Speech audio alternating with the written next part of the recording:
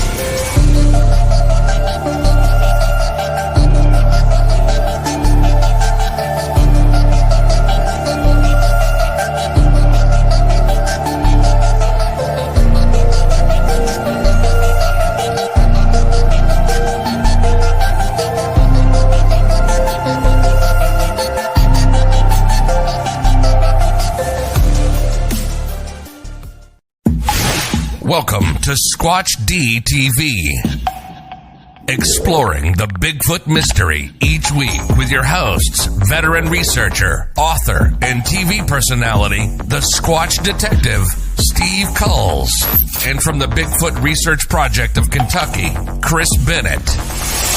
Sit back and buckle up as we bring you guests from around North America discussing the Bigfoot phenomena, but not without a few laughs, too. Here are your hosts, Steve and Chris.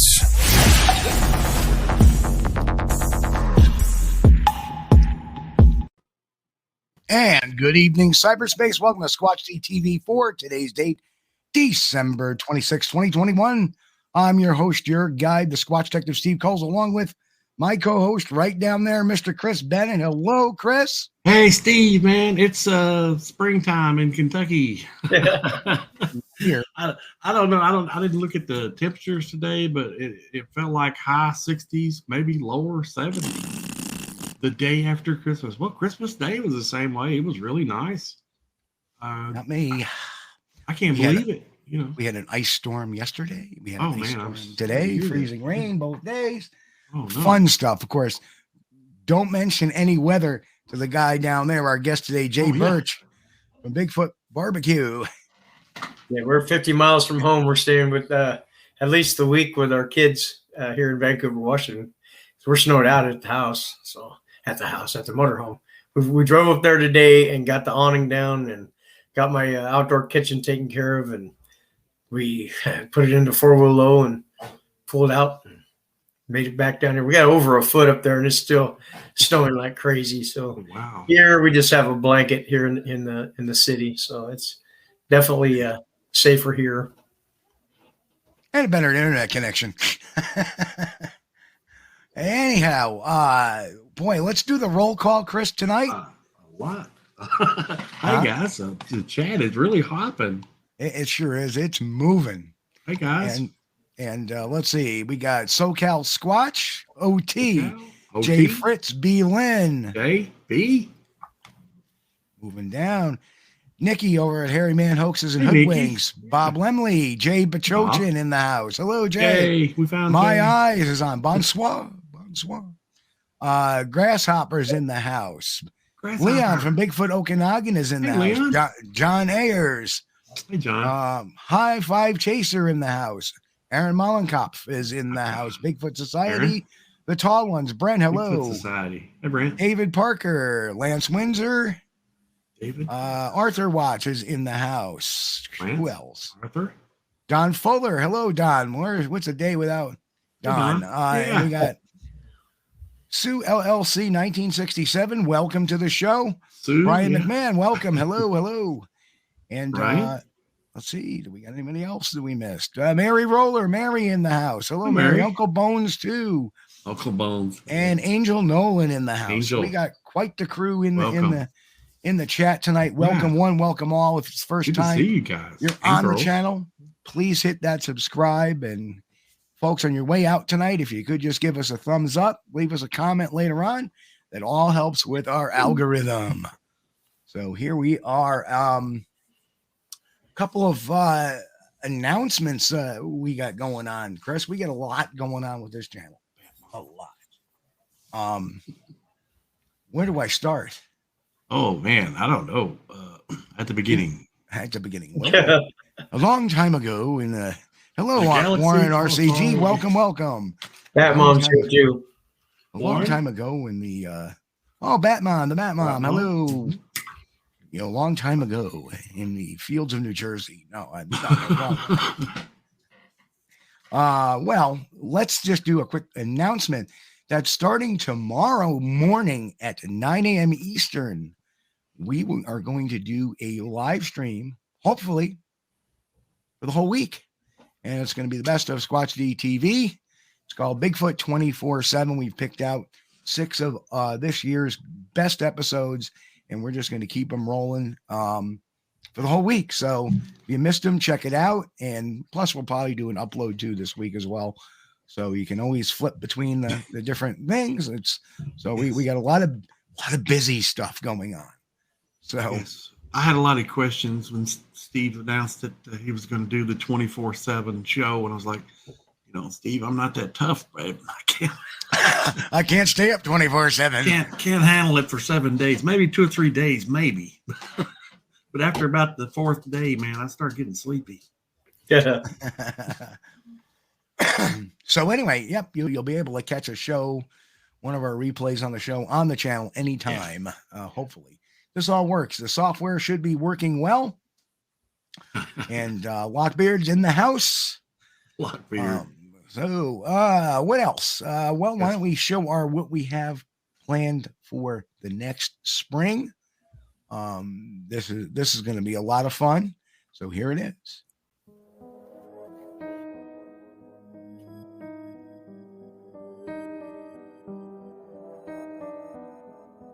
I saw something cross the road. The thing was 4 steps across Route 9 and zipped right into here between these 2 kind of dead-looking trees.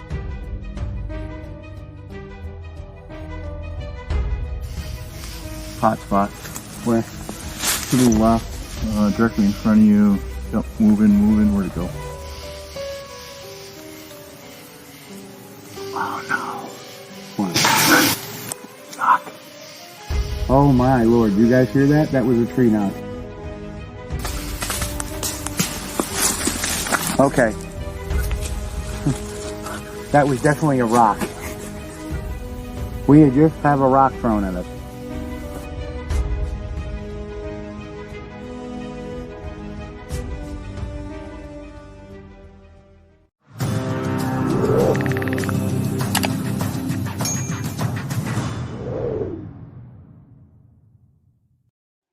So that's what we have in store for 2022. So it should be a big fun year. A lot of field work, a lot of doing remotes. When you had the rock sound amplified, you can really tell that's coming from away from you guys and coming toward you guys. Yeah. You can hear it hitting as it gets closer. Yeah, and it fell probably within 5 feet of us. Oh. So it wasn't, it was either a very good shot trying to avoid us or a very bad shot trying to get us. I guess I've got like the stereo headsets working now. So instead of mono, I couldn't hear that before. I can hear it now. Leon saw the video. He said, "I'm scared. Someone hugged me." And we also got Joe in the house there at Western New York Bigfoot Investigation Group. Hey, And Joe. And who else slid in too during the Pine Island Research? Jeff, he's in the house. Hey, Jeff. So anyway, let's get to it. Let's start talking to Jay. Jay, so first of all, you have this incredible channel on YouTube where you do a lot of barbecue and camping outdoor stuff. You want to talk about your channel a little bit? First, though, I just wanted to say I felt like a celebrity judge on Dance Fever there for a while. When are they going to talk to me? Kidding. This just in, though, I did just get this weather report. Snowy with a chance of porcupines climbing up trees to stay warm. That just in, though, guys. So I don't know. The porcupine returns. I couldn't help myself. I just still love it. Now, what'd you ask me again? I'm sorry. I had to be funny for a second. No, that's okay. So tell us about your channel. How'd you get it started? You do this great cooking show, and talk a little bit about your channel. I started that about 3 years ago, or actually more, maybe. I kind of was on Facebook first, and then I went to YouTube, and I was doing it all with a phone with no help. It was awful. But I went probably 2 years without even a single subscriber. It was so disheartening to look at 6 months later, no views, I just kept putting them out, and doing the best I could. And one morning I got up and there was 2 subscribers, and then I started meeting these people like Leon and Daniela and the people that are in like Brent. I met Brent way before I met anybody. He actually, I don't remember exactly how we connected, but I don't even remember. I think he contacted me or something, but and that's just because I think he'd heard me on Sasquatch Chronicles or something. All I know is that Brent has been there like from like before anybody. Brent was there, and when I was really sick there a couple of years back, or a year and a half ago, whatever, he checked on me every day and stuff. But I was, it wasn't until I got a little bit of exposure actually that I started gaining. Just 3 months ago, maybe 4 months ago, I still had under 100 subscribers. But I was grateful because I had gone off of YouTube again and went back to Facebook. And then, because people were liking it on Facebook, but I didn't understand why they wouldn't just go to YouTube. And so my wife told me one day, you're getting too good at this to be putting this on Facebook. So I went back to YouTube, and then Pat Turner had a show one day. It was just a Saturday, I believe, in the morning. I was out cooking a big meal. I always start in the morning when I'm cooking outside. If it's going to be a big meal, a big piece of meat, I mean, and it was like coffee with Pat or something like that. So he was talking about trying to get to 1,000 subscribers. And I was like, heck, man, all I'm trying to do is get to 100. And all of a sudden someone in the chat said, well, then here we go, Jay. And within like a half an hour, I was up to like 130 subscribers just because of that one person doing that. And now I'm just under 5, literally just under 5, just a couple months later. So I'm real happy about that. We're growing slow, but that's good. Well, let's all try to help Jay get to the magic 1,000. We've got the link to his channel in the description on this video. So make sure after the show, check it out. If you're not subscribed. And for the podcast listeners. And for our podcast listeners, just come on and segue over to the YouTube channel, and you can find it that way. And here we are. So what is we're talking about my 2 favorite topics, Bigfoot and food. Yeah. I'm what they call a light eater. When it gets light out, I eat. Yep. So anyway, what is your favorite piece of meat to cook? If I can afford it, it's brisket. Right now, it's way out of my way out of my league. It's over $200 now, which is I can't understand that. But my specialty is ribs, and I love ribs. I love both beef and pork ribs, and those are what I'm the best at. That is my absolute best. But I love challenge type of foods, like casserole type of things when we're camping. Those type of things, mastered chicken. Gosh, when you ask favorite, it's hard to say because, like I said, all a man does with a brisket is destroy them until you learn, and it's not something you learn just right away. It takes time, and I have destroyed quite a few briskets, still edible but not melt in your mouth, like they should be. But I love tri-tip and chuck roasts. I have a water smoker, they call it WSM. And I like to just take, I'll go and buy a cheap roast that's a big round type of kind of a ball of beef. And I'll marinate that in tomatoes. I'll crush up tomatoes and marinate it in tomatoes and pepper overnight. And then I'll put that on that WSM with smoke. And then you'll have your water pan underneath it, and now not only you're getting smoke, but you're getting steam, and you can take that awful piece of meat and you can make that restaurant worthy sandwich making style of beef. That's something that I enjoy, is that look of delight in someone's eyes when they take a bite of something. That's why my go-to is ribs. But for Curious Cryptid's wife this year, when we go back up and meet up again, I'm going to make a flat rock tri-tip for her. That's one of my specialties too, is I have a seasoned flat rock that I pulled out of a fire pit up in the mountains, Mount St. Helens. And I seasoned it up, cleaned it up, seasoned it up, and can make a killer 3 or 4 pound tri-tip.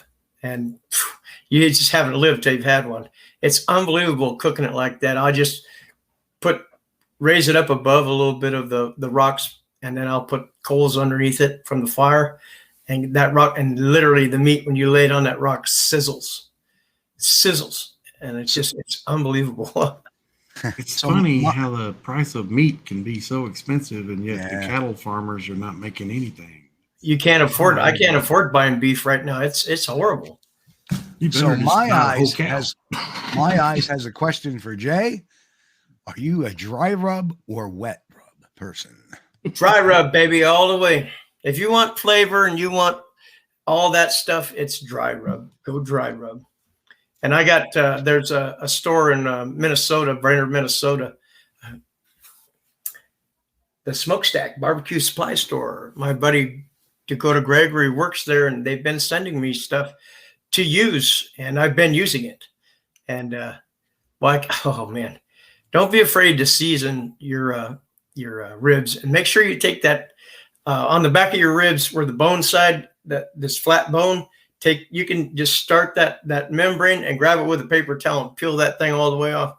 That way, when you're done with your ribs, you'll be able to just have a slight tug. That's how you want your ribs.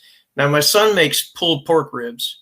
That's his specialty. He literally makes pulled pork from the ribs. That's a different kind of meat than the shoulder, but it's pulled pork. It's wonderful. I can imagine, because the shoulder tends to get a little stringy. Well, you're talking about your Boston butt. Those types of things is what they usually make your pulled pork from, but he'll make it with ribs. And what I taught in my family is that we always buy the spare rib, because you get belly meat with the spare rib, and it's cheaper than buying actually the other cuts, where they give you a what they call the those cuts of like a North Carolina cut, South Carolina cuts, those types of things. I pretty much use the Texas style in barbecue, and that's Texas. Is there any other way?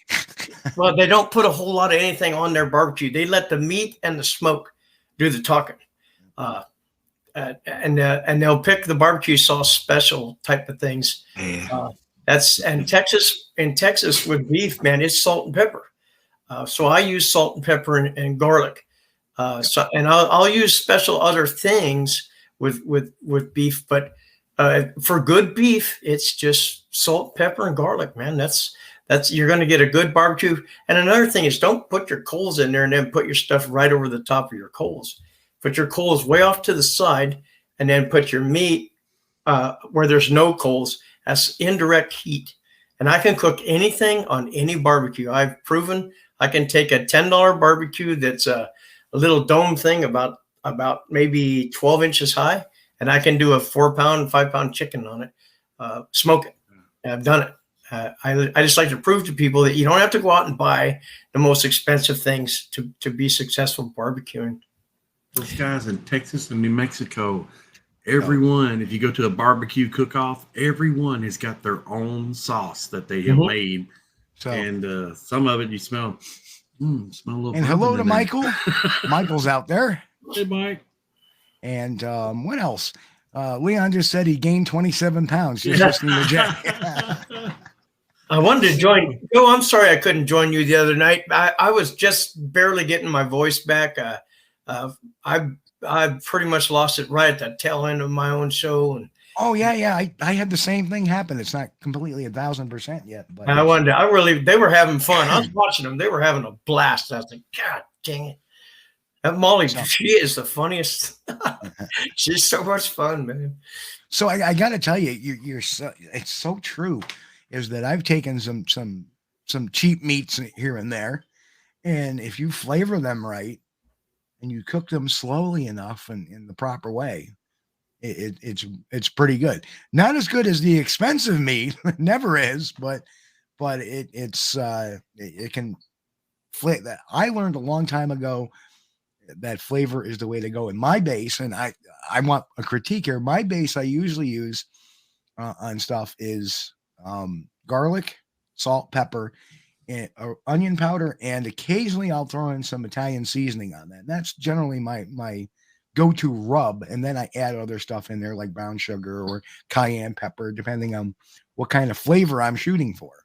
Yeah, you got to keep some things a secret. That's the thing is, we are working on a cookbook, and right now for Christmas I got a Tailgaters cookbook, and gives me something new to. Some of the things that are in that cookbook I want to make at home. That guys will go to a game on the tailgate and they'll make all these wonderful foods. I want to do some of that kind of stuff at home too. And so yeah, it was $5 and something for this nice thick cookbook. I was like, yeah. Guess what? I picked it out though. So I already knew when she wrapped it. I was like, the kids are like, "Are you not even surprised?" That's because I picked it out. Jay says garlic. No wonder vampires stay away from you. Well, that's the Italian to me. If something doesn't, even our ice cream has garlic in it, for crying out loud. Well, the history of barbecue, as far as the bad meats, were given to the slaves, and the slaves were able to use certain kinds of woods and stuff. They would take a brisket. The slave masters never ate a brisket. Poor white people ate briskets, but the slave owners and rich people, they never ate brisket. They never ate neck bone. They never ate ribs. It was always the prime cuts. Oh. And so the slaves and poor white folks were the ones that discovered to use smoke and flavoring of different smoke woods, fruit woods to tenderize these meats that you could take a brisket and make that. That's the best tasting meat in the world. Is somebody knows how to do a brisket, that's better than anything you'll ever eat. And that's what they had to do, because a lot of them didn't even have teeth. So they had to make these things edible. So what was the question for ribs? Don says, Jay, when I do ribs, the meat just falls apart. What am I doing wrong? You're cooking them too long.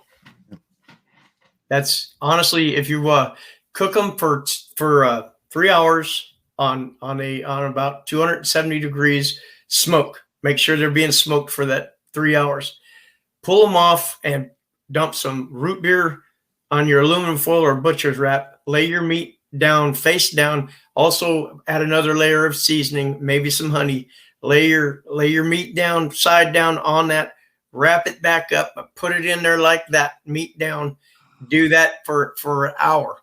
pull that off again, and then put it back on with only the smoke for an hour, and it should come off beautifully. It should be just that slight bite is all you'll have to do to have it. You should have separation from the bones.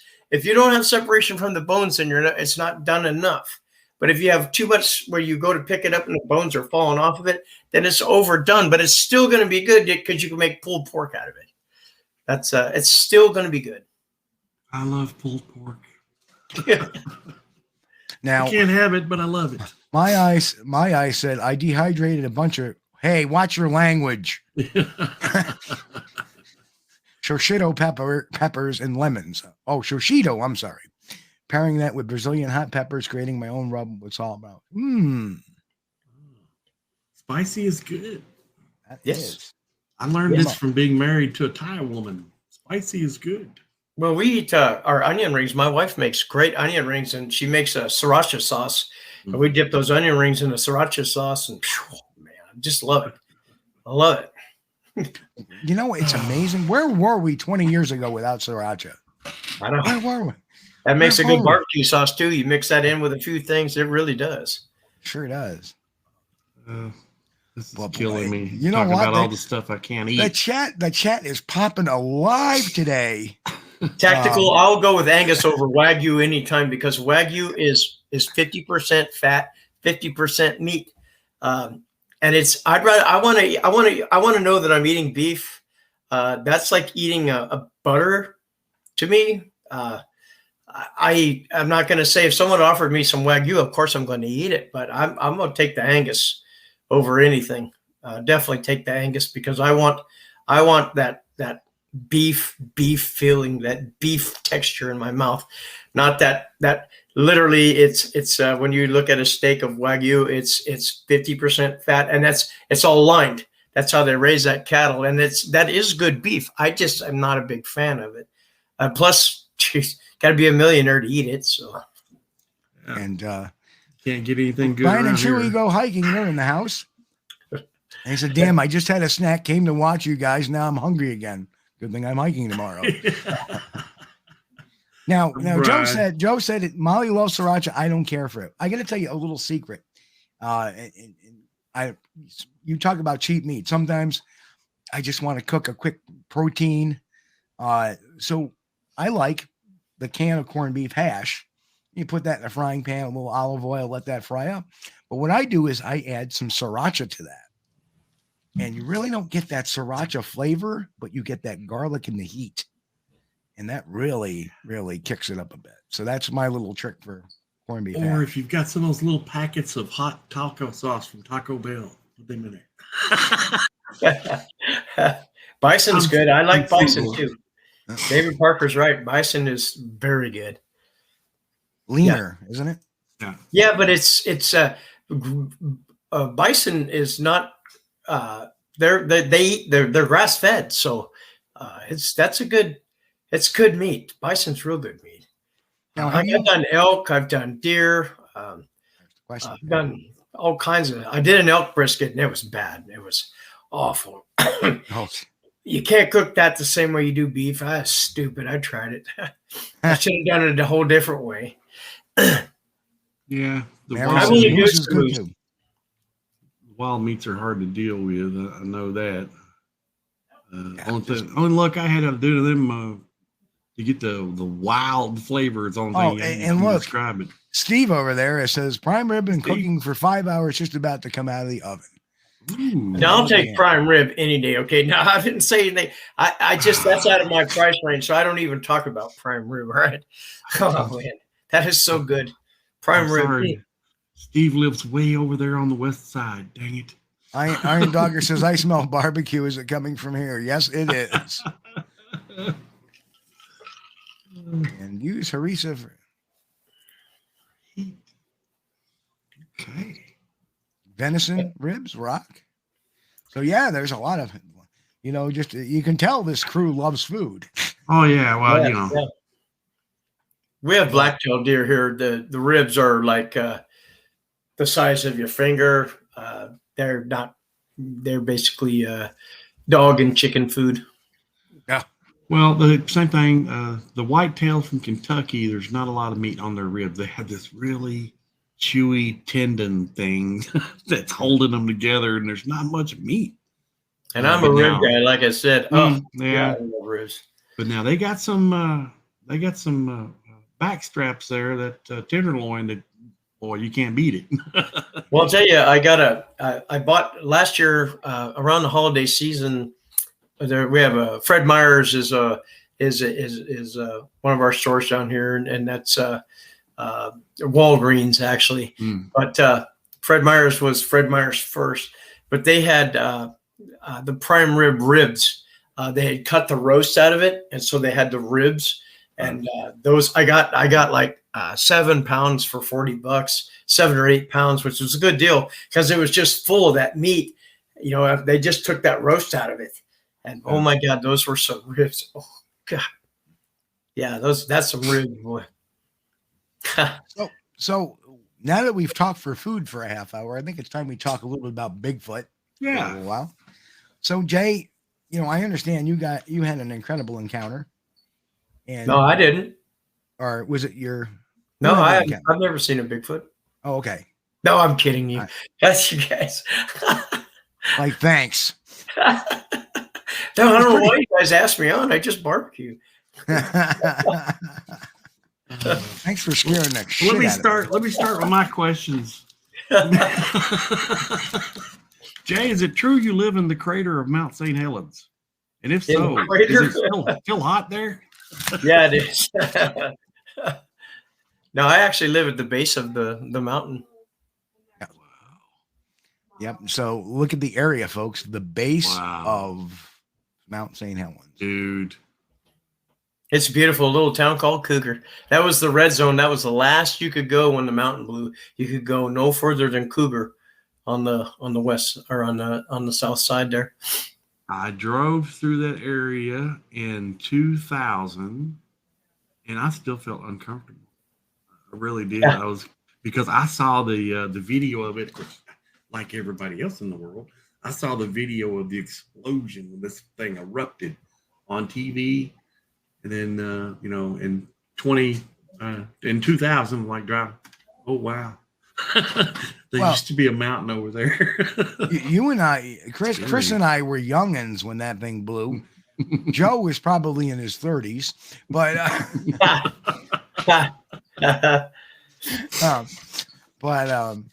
was 18. Yeah. So we'll talk about Bigfoot. Then I want to talk about Mount St. Helens too. There's so much to talk to you about. Yeah. So let's hear about the start at the top about your Bigfoot encounter. All right. Kind of cool. You have to excuse my cough and. Oh, that's okay. They're way better than used to you. me hacking and coughing and wheezing. Well, I don't like to go to the doctor anymore. You know, last time I went, I don't know what HD is, but he told me I had 80 of them. So. But Joe just said, "Hey," but sorry about that. It just helps the story go. So, what do you want to hear about first? I'm trying to keep this in the right order. I've seen when I was a boy, we lived in Yamhill, Oregon, on a 52-acre homestead that was 7 miles up. You know, it was in Gaston, 7 miles up a dirt and gravel road with clay and all that stuff. And then you pass what was it? The Gaston High School or the Gaston. I was a little boy at the time, but we went up 7 miles. You took a right, and we lived down the end of this road a mile in that was also dirt, clay, and all that stuff. One way in, one way out. And it was actually hundreds of acres, but we were only renting 52. And I was just learning to walk again. I was around 10-ish, 11. And I was exercising, walking up back of the house. And the grass was really high, super high. And it was probably, where you could just reach out like this, probably 3.5 feet high and with the grain on the top and all that. And so I was walking out and I looked over the edge of the hill that went down, and there was what I thought was a man standing down there. All I did was just see the head slick back black hair and some kind of weird big ears, not pointed or anything, just kind of big ears. And it scared me. So I was like, Jesus, I mean, who the hell would be up here? I'm just a kid, So I walked back to the house and I told my mom. She got my stepdad up, and he went out there and saw nothing. But there was a long walk down there. It'd take you a little bit to get there. And he simply just said, there's nothing down there. But we heard a lot of things as we grew up there, hearing what we thought were people talking out there at night. We thought we had poachers up there. It didn't hit me till I was a full-grown man that, well, you would know if there was poachers out there because you'd have heard them drive. There's no way in and no way out except through our gate. So, and then you would know a half a mile away was where our neighbor that would come in only on weekends to manage his cherry orchards. And but we always thought that there were people out there poaching. You could hear talking and stuff like that. And I remember my little brother or my big brother used to yell out there, "You poachers, go away," and stuff like that. And I mean, you could literally hear conversations and kind of a high voices type of stuff. But we had our horses. We had, 5 or 6 or 7 horses at one point, and you could hear them coming. Like my stepdad got up and opened the door because you could hear them coming, just roaring thunder, the hooves, and they busted through the electric fence and everything with all of them where their ears were down. So I don't know what was down there to scare them like that, but because I know that they had pretty much killed off most of the like coyotes and bears and things like that because of the cattle that all the people had there and sheep, lots of cattle and sheep up there in Yam Hill at that time. So I don't know what it could have been that spooked them like that, but even our dogs some nights would act up. We had lots of deer down there. But let me before I forget, let me jump in here. You said you'd heard like voices, like people talking. Was it like a normal voice, or was it like that high pitch, kind of like that samurai chatter deal on those? No, it's just high pitched, like you could excited talking. I've never heard samurai chatter in my life. I've heard what sounds like your neighbors down the road talking or are laughing and that type of stuff. That's what I've heard. I've heard whistling and those types of things, but I've never heard that what the people call samurai chatter. Mostly what we've heard, my wife and I, has been like when deaf people are sign languaging each other and they do right. That's what we hear. But as a kid up there, we heard like literal conversation type of stuff happening in the forest, and there's nobody near us. Okay, we had a mile walk to the bus stop. There was and if you wanted to poach out there, you could have poached anywhere you wanted, any place you wanted, from Gaston on. You had the damn deer would walk in the streets. So yeah, we only had one sheriff, one guy, one cop. So that's pretty much you just don't think about that stuff when you're kids. But yeah, that was a beautiful area up there. One of the girls I grew up with, I was talking to her the other day on Facebook. She was in my 4th, 5th, and 6th grade class, and she was telling her dad was a cop out there in Yam Hill, and she was telling me that her dad had told her when they were young adults that he had seen one. Well, he was a cop and he had seen one, and he was one of those guys. I remember him, Mr. Burgess. He was you didn't mess with him. You gave him complete respect. So that's pretty cool though. When she told me that, I was like, well, that's neat as heck, man. But yeah, that's the first time in my life I ever thought that I had. Well, I thought it was a man, like I said, but that's the first time. Once I became an adult, I realized what that was down there, because there's no way you could have got.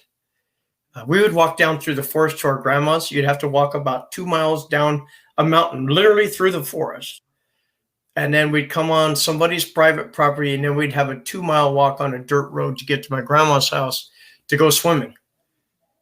And that's And it was our uncle that taught us how to use that route. So that's why I say you're not gonna walk like that to go poach something. It's just, and they're black-tailed deer. Okay, a big buck weighs about 100 pounds of just a straight up blacktail. So without being mule deer in it or whitetail or anything like that, they're not a very big deer. Tasty deer, but they're not a big deer. More likely with poachers, you would have heard a gunshot sooner or later too. I do know Mitchell Townsend, Jay. I know him very well. I don't follow him anymore. And someone asked about learning to walk. I keep forgetting when I tell this. I had bone deterioration, bone disease as a child, and so I wasn't able to walk. I had hip Perthes, I think is what it's called. And so my left hip was deteriorated. I was on crutches and a brace and some other things. And then when I was 9, I was the second person in the United States to get this particular surgery. I was first person this side of Mississippi, and it failed for me. But the other person and people from that time on it just failed for me. My socket, the ball grew as an egg, so every time I take a step, it grinds. But we still didn't know that yet. I was learning to walk again because they had cut an inch out of the bone and turned the socket around, and so they did a lot of experimental stuff on me. I'm actually in a book somewhere, some medical journal somewhere. They came to the house and had a bunch of people there and wrote a big story about it, and they had a bunch of medical people at our place on that acreage that came in and got, sat down with my mother and talked about this whole thing. And I'm in some journal somewhere. So it didn't work though for me. So that's why my problem I'm having right now. I don't get around as well as I'd like to. I go to work every day and all that stuff, but I was able to take Brent up to our spot. I'm more of a guy that's going to entertain your camp now. I can go a little bit here and there, but after I got sick too, boy, I haven't been the same. So I'm still going to go. I'm going every chance I can get, but I'm hoping to get this turned over to these younger guys, and Brent's a guy. So you can go, just not as fast. Yeah, I can do it. It's just, you got to have the patience. I can't keep up with anybody. I hate going shopping. My wife's got the prettiest long legs ever. I cannot keep up with her. God, even when she's pushing her cart, man, I'm like, geez, slow down, man. But after that, didn't really think of much of anything. I had all the books and stuff because I knew I was always interested in that stuff. And then I worked with Will Jevning for probably a year before he ever said anything about Bigfoot, but he needed a ride home one day, so he just lived up the road from me. So I went ahead and gave him a ride home.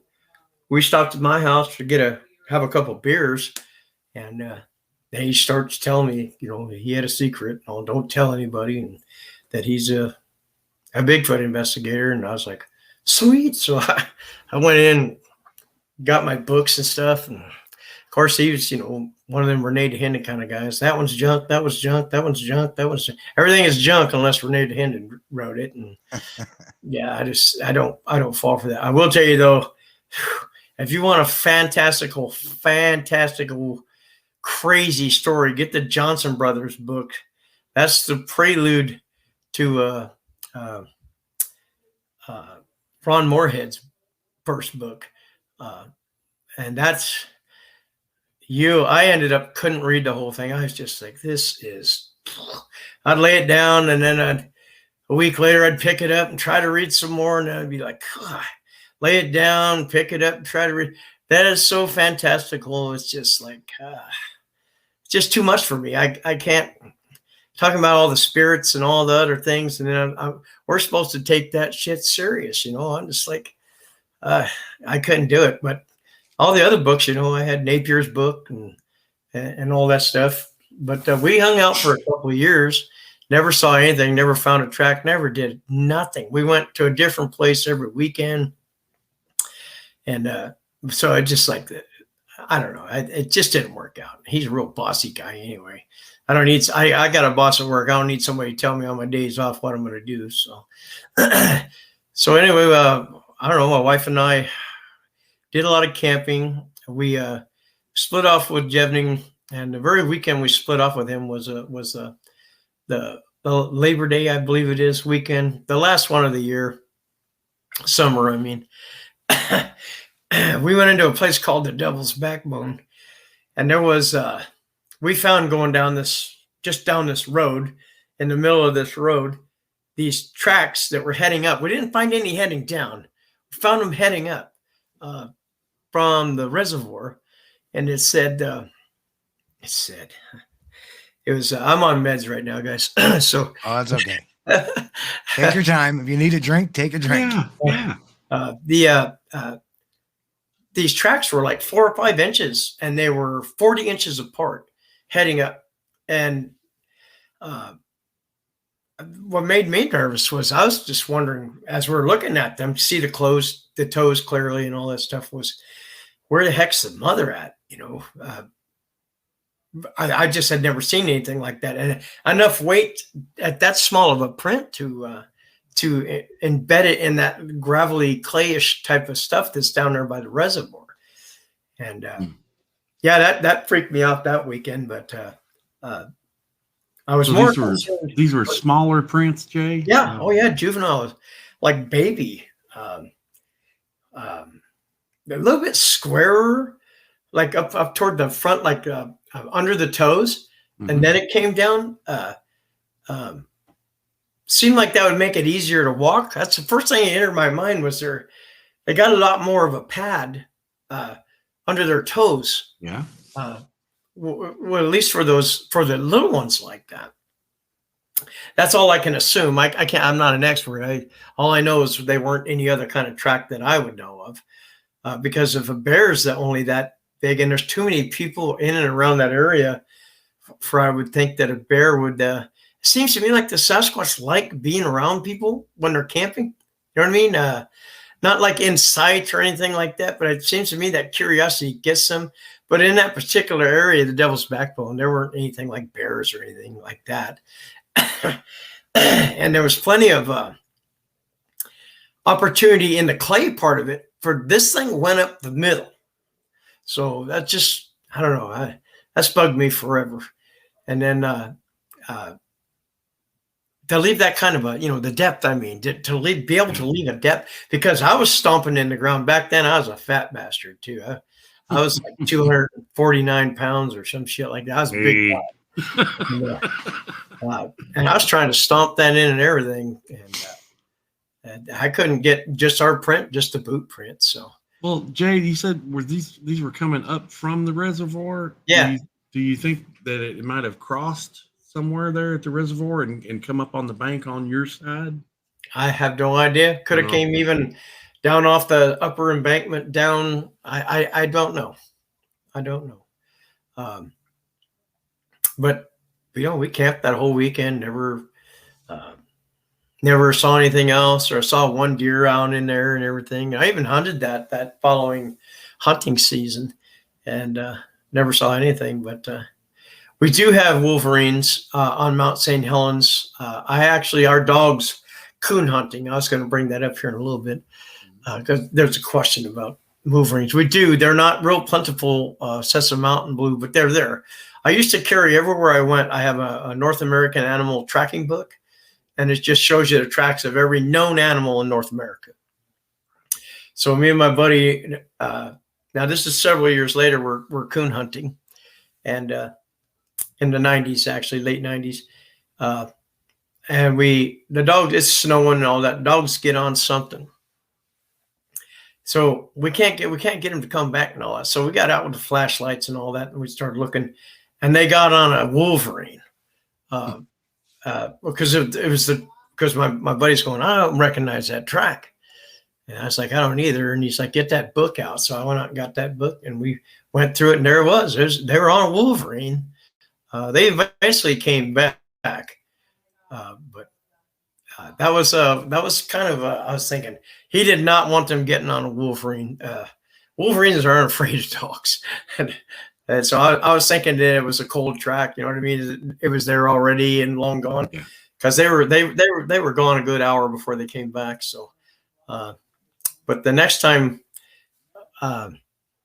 we were hunting in the Susan, which is from where I live, is just a few miles away. You can't get in there anymore unless you have a key and all that stuff. And we were on we thought we pulled in there and we let the dogs go. And I didn't want to hunt there because I'd been camping there for years and years and years. And I told him straight up that there ain't no coons in here. The only thing they're in here is bobcats, cougars, bears, deer, elk, coyotes, and Bigfoot. And he's like, Bigfoot. Pfft. And well, they got caught up on something up in the mountain, and we hear a big yelp, and then he was able to climb up. I couldn't climb up. I had my son with me, and I just told my son, because every once in a while you could hear something coming down. I told him, if a bear comes down there, because the only thing we had on us was a 22. I said, I want you in that water, and I want you to swim down there, and then I want you to get out, and I'll do what I can to keep this thing away from you. And so pretty soon I hear Scott yelling from up there, and he all of a sudden the dogs are coming down, and Dixie, or not Dixie, the other one he had these are plot hounds, she was visibly like not walking right, and she had a big dent right on her back hips, right in the middle of her hips, a big dent, like a hammer smash came down like a hammer fist. And we got them loaded up, and we ended up going home. And he took her to the vet, and the vet told her, well, it looks like she may have been slapped by a cougar. And because he said that he saw eyes, but he said he heard a growl too, and he just saw some eyes. That was it. I haven't talked to Scott in years, but so anyway, I was like, bullshit. A cougar is they're gonna have their claws out. You know, that looked like a straight up hammer fist came down. She never hunted again. She never hunted again. She could never, they let her live her life out, but she never had puppies. Her back end was screwed up, literally screwed up. So yeah, it seems to me if it had been a cougar that she would have had some rake marks from the claws. That's what I'm saying. Yeah. And you could see it was visible right in the middle of her two hips, and the back was smashed down. And that's the only thing I can say. I thought immediately that was a Sasquatch. There's a lot of encounters reported by coon hunters. You know, maybe they didn't get a sighting, but they heard a sound, or they saw red eye shine, or the dogs came back cowering. You know, didn't want to go hunt anymore. You have to understand, the vet probably said the only thing I could think of is a cougar because, because Bigfoot's not in his vocabulary. Oh yeah, and Scott, it wasn't in Scott's either. It wasn't in. I wasn't with him when he took her in, but all I can tell you is that she never hunted again ever. I mean, he was going to go ahead and put her out of her misery, and his wife refused to let him. So she lived the rest of her life. She didn't live as long as her sister Dixie, but I mean, because if you look at any predation manual, when a cat, paw, especially with a hound, and it's going after it, that's their main means of taking something down, is by getting behind them and actually grabbing onto them. And another thing is Scott had brought up too while they were up there, and you could hear he said they're scared, and you could hear my dog was in front of them. I had a big Walker male, and it was like he was protecting them. But you could hear he was talking about his two dogs where he said they're scared. That bark means they're afraid. That does usually mean a cougar, because they'll still attack a cougar, but it's a different bark. And our dogs were bad. They were bad. If they would get on something and chase it, and they were supposed to be doing coons and coons only. You go in the South, some places in the South, and they run deer with hounds, and here we have to discipline them until they stop running hounds, or running deer and elk and stuff like that. Yeah. Oh yeah. The elk will kill a damn hound dog. They'll stomp them to death. But they beat a dog to death here if he runs a deer. Yeah. bad, I know, but it's true. But the thing is, the following year we were in the Yakult burn. It was I've never seen fog like that until we moved to Cougar. There are some mornings I got to creep and crawl to work. I mean, the fog is just like you cannot see. That's it. You cannot see. And so we're out here stupid drinking, of course. We're both young. Got the hounds out. It had snowed and snowed and snowed. Then it rained. And then it created some kind of a pocket to where the fog was so super thick that we were crawling through there. So we put glow sticks on our hound dogs, and you always put them either on the hood or on the top of your truck until they win something, and then once they start barking, you let them go, or you let them on the ground and you putt along and they'll run in front of your truck with their noses on the ground. And it's a beautiful sound when they start making that noise, but they got way ahead of us at one point, chasing all through the top. You could see them going through the top of this ridge, and they're coming down.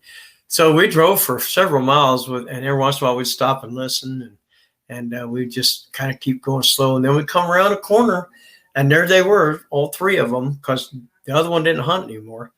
And they were just like milling around, and he's like, I wonder what they're doing. Because you can see the glow sticks on their collars hanging down. They were about 6-inch long glow sticks. They were military glow sticks. His wife got them for us. And so we could see just the glow sticks. So we're about 20 yards away or so, watching them. And we got out of the truck, and we both smoked and everything. You know, I don't smoke anymore. I haven't smoked in 4 years. And so we got out, and I had that million candlelight power spotlight. And I'm standing in the bed of the truck, and he's just standing out there watching them. He goes, I wonder what it is. They're just walking around like everything's great. So I've got the spotlight on them, and all you can see is their eyes and the glow sticks. You can see no form, no nothing. That fog was so thick. So then I was looking around, raising it around, doing this number, and then all of a sudden this boom, eyes, and right there, eyes, about 7 or 8 feet in the air, eyes, and I was like, he's like, what? He looks at me. He's the only person that ever called me Jay at that time. He's like, Jay, what is that? And I was like, I don't know. It's an elk, I guess. And he goes, an elk would be stomping those dogs to death, and plus they'd be barking at it. They're not barking. They were just walking around, sniffing it, and it stayed looking at us, and it was blinking. It was like a burnt oranges, red eyes type of closer together, like ours are, My next question. Yeah. Well, the first thing he said is, besides that, the eyes are too close together, and it's blinking. So then one of the dogs goes up and literally gets up on it like this, like it would a human. And the thing looks down at it and looked back at us. And the dog got back down, and they'd walk, like if it was an elk, they'd have walked underneath it and all that. They were milling all around it, and they weren't upset, and it wasn't upset. We watched this for 15 minutes, and we had both had high-powered rifles, but didn't even think about anything like that. He also had it in the day. It was a miniature video recorder, and we never even thought of that either. All we'd have gotten was the eyes, though.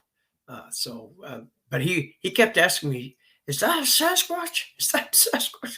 And I kept making up excuses. I was like, nah, because I just couldn't figure out. From everything I'd ever heard, is they'll kill your dogs and all this other stuff, and it was quite calm, and the dogs were quite calm. So, but eventually, you could see that it turned its head, and then I never caught eye shine again. So, Jay, what kind of dogs were these again? We had 2 bloodhounds and 2 walkers. Bloodhound. And what did the walkers look like? They're like Fox and the Hound. They're the big orange, black, and white. They're kind of floppy-eared? Yeah. Yeah. And see, that's one of the things I think the reason why, and again, hypotheses time, is the reason why Sasquatch are aggressive towards certain dogs is because if you think of a German Shepherd or a Husky, their ears are up. They look like wolves. They have that profile of a wolf. Whereas, a bloodhound, obviously, the walkers, they have big floppy ears, and they're not seeing that as a wolf or a predator like a coyote or a wolf would be. So that's my thoughts on that too. Well, one of my hypotheses is that tells me that they might be some kind of a man, not like a Homo sapien, but somebody in the family tree, some sort of a humanoid or hominid, I guess is the best way to put it. Is hound dogs don't bark at humans. Okay, trained, go out after bears and cougars and all that. They do not bark at human beings at all. They you have to train like a bloodhound. That's a whole different breed of hound. Coon dogs are a whole different story. They don't bark at human beings. They don't do tricks for you and all that stuff. That's why I was thinking to myself, because my dog would do the same thing. Bart would get right up on you. That was his thing, and I only allowed him to do that if he hunted all night. If he hunted all night, I'd give him the big loves and hugs, and he could spend the night in the house. And he usually slept with me and my wife in the house, and he would sleep all day. He would literally sleep for almost 24 hours after a night's hunt. Them dogs run for sometimes 50 miles a night. They'll hunt for you. Sometimes they'll even go overnight. So I always rewarded my dogs with the come in the house and some kind of special treat from the fridge, type of thing. And so I know. And after hearing your cooking, there's no doubt there are special treats in the fridge. You should have seen me trying to learn how to make gravy. I remember I misread the box, and I used baking powder. I thought it was cornstarch. Oh, geez. I made this beautiful gravy, and I put it over my potatoes. Oh my God, it was awful. It was awful. It's just stupid. But yeah, and that was until we actually encountered and actually saw the female. That's as close as I'd ever come to literally, because back in the day, I admit I poached deer. I never poached an elk, but I spotlighted deer and things like that, and those things. And I've spotlighted elk, but I never tried to kill them. They don't blink their eyes, and they don't have red eyes. Raccoons do, but they don't have the deer have the yellowish, sometimes a yellowish tint of green. Cats have green. You always know a cat as soon as you see the greenish.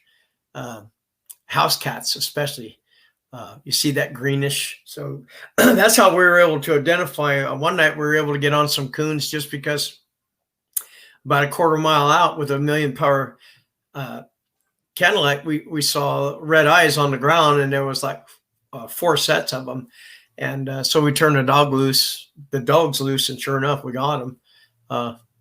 And so that's you learn the difference in eye shine and things like that. And sometimes the power of light you have will also define what kind of light you're going to get from eyes when you're out there in the forest. Mm-hmm. I don't like to see any eyes. Now, mind you folks out there, that this is the PNW. This is Bigfoot Central for the United States. So it's got the most concentration of Bigfoot sightings and encounters throughout, modern history. So not a surprise to me that you would, being an outdoorsman, to have so many run-ins over time. So, well, so it finally, her mom got sick. Her dad passed away and her mom got sick. And so my wife became her caregiver. So we did not have time anymore or the money. My wife ended up getting laid off, and I got laid off at the same time. The whole world came crashing down at one point back there right about 2004. And so we hadn't been back in the forest until 2016, because we took, Bigfoot's the last thing. We're family. Our kids mean I wanted to be a dad and take care of her mom and all that stuff. So we didn't camp for 10, 12 years, somewhere in there. And you were adulting. Yeah. Well, actually, I think 2000. See, the last time we went was with my Melissa was, so it was like 99, I guess. It was the last time we actually went camping. So we moved up on the 2000 was the last. I only know this because we bought a trailer too. So that's why I'm trying to think. When did we get to, we moved here and we got the trailer, and then we went one more time. So 2000 was the last year we went camping. And that was in the Susan, which you can't get there anymore. And that is a spooky, scary, all them years we'd gone to the Susan, the Sasquatch wait till the sun goes down. And then they're on the other side of this, they call it Rain Creek. And you can take anybody up there and sit down at your fire.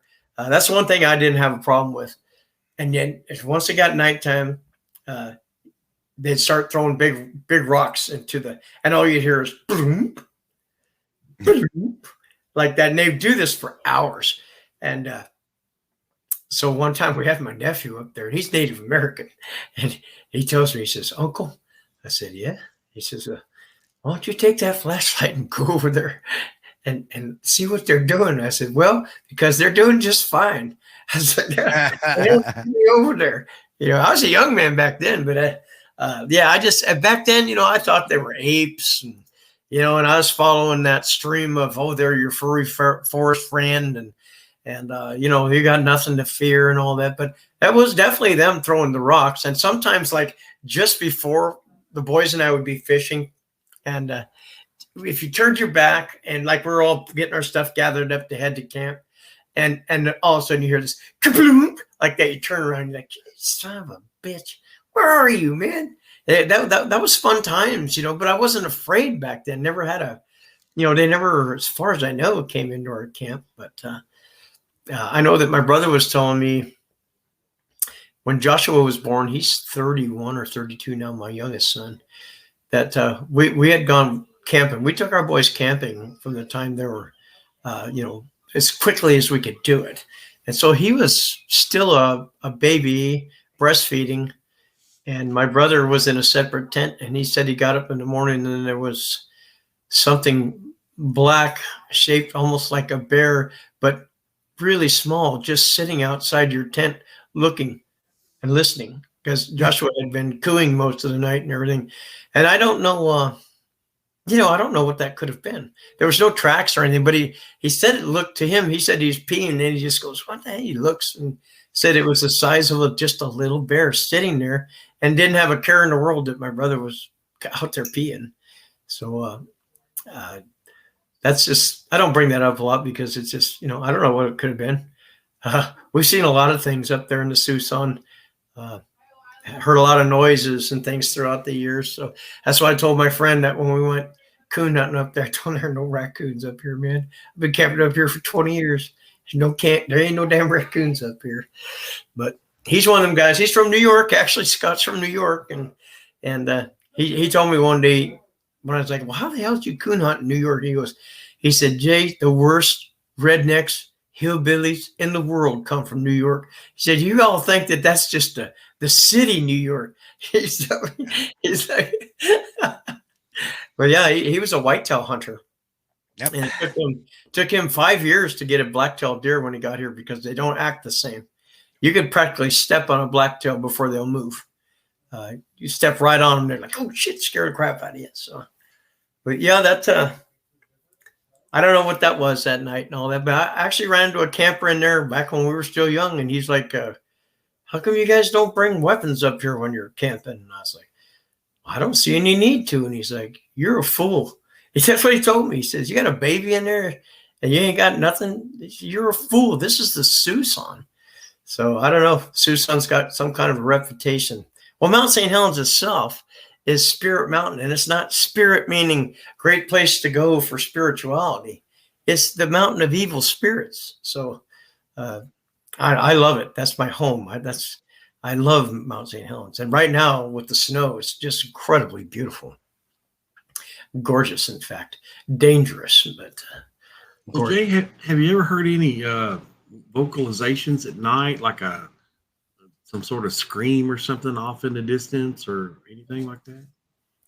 My wife one time said, "Get in there and eat."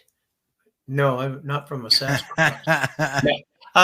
When we were let's see, scream. Well, yeah, when they had me in the tent all night doing that, they were humming, making some kind of a humming noise all night. And about, well, I don't know, 5:45 in the morning, I'm pretty sure it was, it let out a scream. And it was a long scream too. But it wasn't just one scream. It was like a ooh, ooh, ooh, like that, because it was breathing in, breathing out, and getting louder and louder with each one. Then it went into a long scream and ended with a wha. And but it's a real high-pitched wha. Like, and that's other than the talking. And there's one back there, the female that I saw. Local people that I have run into and have talked to, not so much even local people, but people that have been up there and experienced this, call her the Screamer. And I believe that she's the mother of them all, not like a wife or something like that. I believe she's the matriarch. The big red one I saw that was just standing behind a tree, I think he's like the dad. He just stood there. That's all he did. He just stood there. So I didn't see him. He was behind the tree. All I saw was his shoulders and his arms come down and the outsides of his legs.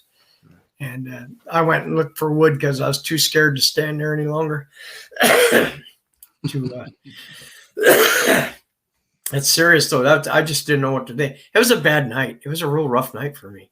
I think that's the best policy. Just act like you didn't even see them.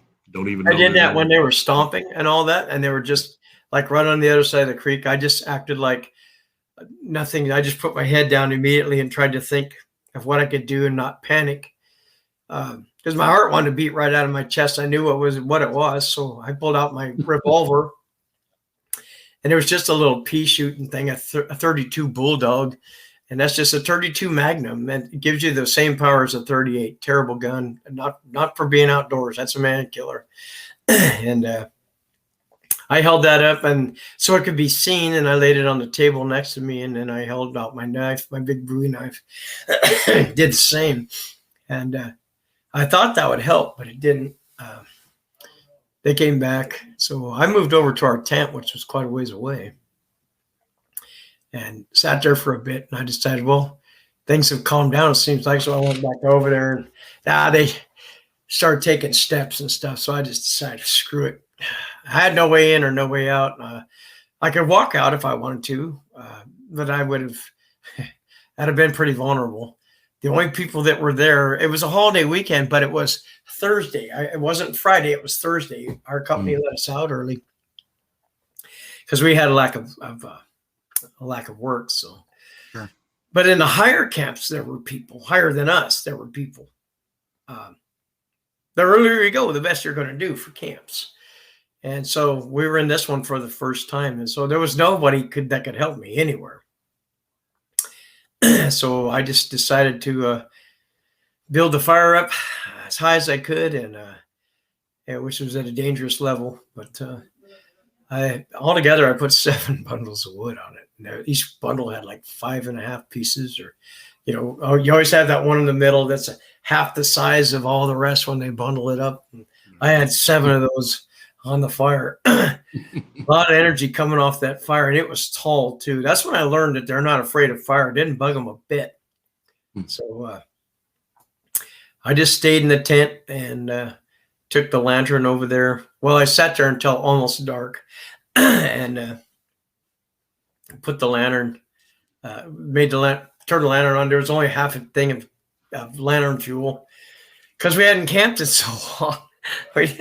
Our supplies were really limited. She was going to come up with all that great stuff the next day. So, well, now that you know that they're out there, does that change your outlook on camping any? I mean, would you feel comfortable going unarmed, or do you pretty much go packing every time you go now? I go packing every time.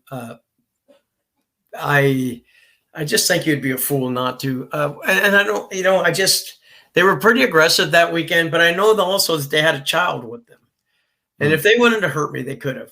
In fact, I would have been in one of those books if they really wanted to. Right. So, but it's enough that we do pack, but I don't go out arrogantly with it. I just have it there available and ready to go. Right. I just and you know, I look at the woods differently now. When reality, you know, when fantasy becomes reality, and you realize that you've been sharing the forest with these things for forever, Right. then it changes your whole outlook. I had to struggle with this for a very long time. I've just recently gotten well and able to talk about it to the point where it's not affecting me the following day or a week later or something like that. It was it just was really hard on me because, you know, the month later, my wife and I got chased by one, and it's because I was doing the same scream it did to me the month previous, and I was doing it over and over and louder and half of it, and then partial parts of it, and then going as much as my voice could push it, and it came right across the river after us. Let's talk about that particular encounter so people will get a frame of reference. Well, let me tell you that I did on that weekend that all that was happening, and there was I tell you, the raven had gone around our camp 3 times, and on the 3rd time, each time he'd stop over this one little area just to the left of us. And on the 3rd time he did it, and he started doing this thing, and all of a sudden, straight from the ground goes, ooh, ooh, like that. He took off flying. And my wife and I are looking at each other, and I was like, geez, it was like 25 feet away. So I believe that it was telling, you know, like, what are you doing down there type of thing. And that's just how we got it. I mean, obviously they knew each other. Otherwise, why would he do that?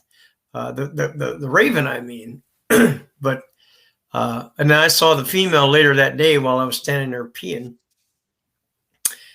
Looking across there, she came walking directly down. She's looking at me and I'm looking at her. And she's too far away for me to give you detail on the face, but her face was Caucasian. And I thought she was a bigger woman wearing layered clothes and, you know, with a hoodie. But her face was Caucasian. And she was looking down as she walked, and then she would look at me and look down, you know, watching her footsteps. And I just kept telling my wife, she knows I'm peeing. This lady's coming right for us, and she knows I'm peeing. You know, I was really embarrassed. And I was wearing a bright red hoodie, so you could definitely see me. But right as my wife gets up to take a look, she takes an abrupt left, just like a military left, right into the forest, the Sasquatch. You know, it wasn't a woman. It was, She might have been looking for a date for the prom. Yeah. I think she was trying to distract us so her kid could get back over that creek, messing around in our camp, the lower part of our camp. But she was like sparkling. And I don't mean like Dr. Johnson sparkling. I'm talking about she was like, I was seeing sparkles of purple and pink and things like that. And that's because she was covered in lichen, and the lichen was wet. And then now the sun was shining real bright. And so it was reflecting from the lichen. And that's what lichen does. If you have it where you're at, you take the lichen and hold it in the sun and move it, and you'll get purple and pink and bluish type of colors and everything. So she'd either use that for camouflage or I don't know what else. But and then they whooped directly at us about another hour and a half later from on that other side of the creek. I took Brent Dill up there. So then we decided, it took us a month to go back up there. And so we went up. My wife made them some wild berry muffins, no sugar. And I don't believe in taking any animal in the forest sugar. I take apples and pears, and we pick them usually to take up there. And so we took those up there. And we're walking way back in the back across that creek. And we started hearing tapping. And it was, now this is October, okay? October 7th, I believe. And you just start hearing this like that in front of us. So we stop, and then behind us, you hear this. And then to the side, you hear this. And then it just went back to the front and then back behind us. And we're like, that's that's language. They're talking to each other right now. That's some kind of they know what they're doing with this tapping thing. So we decided, and then we started smelling like bad kitchen garbage type of. That's the first time I'd ever smelled one. It had to be because I've never smelled that before. And we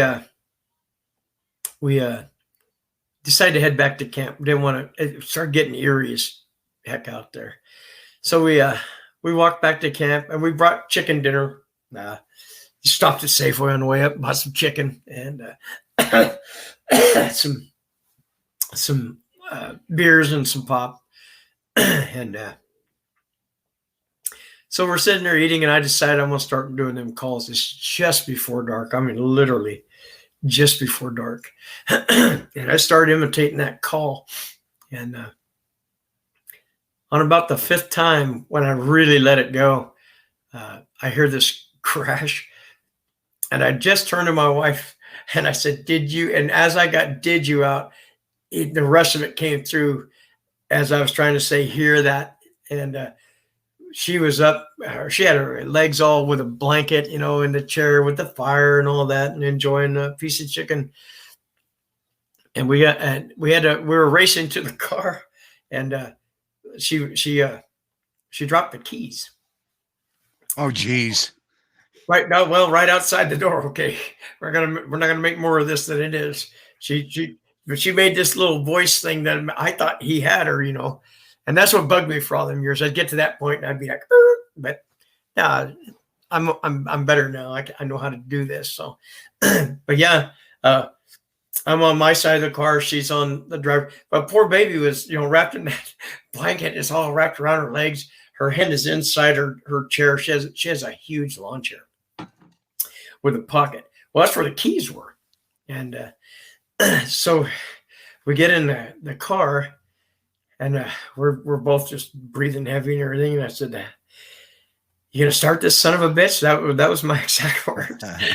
And she says, she looks at me, she goes, "I can't. I dropped the keys." And I was like, "What?" And she goes, "They're right here." She opens the door. She just reached right directly down and picked them up.